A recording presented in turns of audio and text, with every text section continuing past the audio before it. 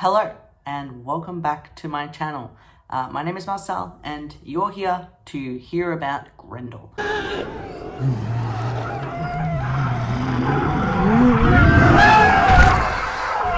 I just finished reading this and there's a reason it's a classic. Gardner takes you on an existential romp through the myth of Beowulf from the perspective of the monster Grendel. He exists in this strange form where he has no idea what or who he is and where he fits into the world. Turns out he fits nowhere, and he grapples with his existence as the ultimate outside of both nature and humanity. Let's dive a little deeper in that pretty little head of his.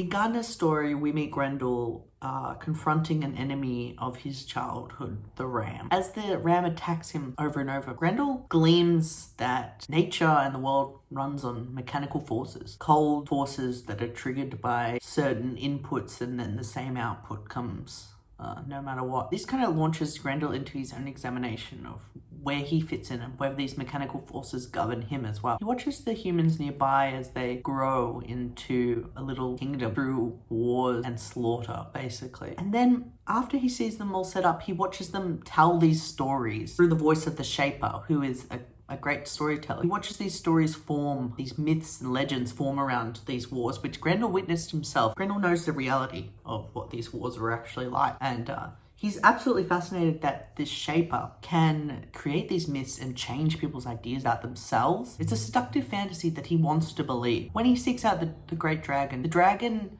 can see all of time and space, and he very much affirms Grendel's fear that the world is a mechanical void. He can see Grendel's fate, he can see his own fate, and they're set in stone. It's very disturbing for Grendel. His search for meaning has come up against this awful truth that there is no meaning. The dragon and Grendel also discuss the fact that Grendel shapes these stories. He's part of these stories that the humans are telling. The dragon actually says, "You improve them, my boy." Grendel's antagonism and the fear that inspires in the people, he is making them into better warriors. He's making them into heroes by being their monster. Basically, Grendel's a monster of myth that is trapped in these myths and trapped in a fate that he can't control. The reader comes at this story called Grendel. They, most of the time know the myth of Beowulf, and Grendel's starring role in Beowulf is to be killed by Beowulf. There's this horrible doom coming for Grendel, and he's locked into it, and there's no way he can fight against the myth of his being because he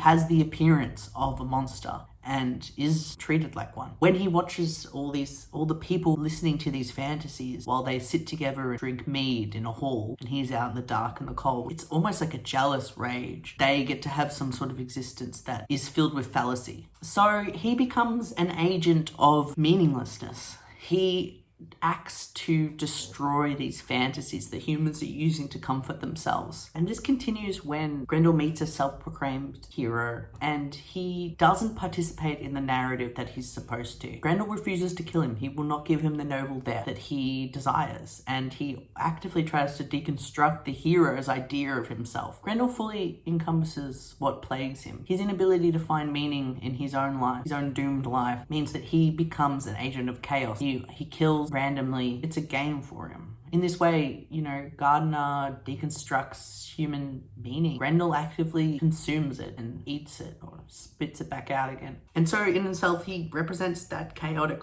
coldness of the universe. Thank you for listening. I will see you next time for more on monster myths and transgender lifestyle something.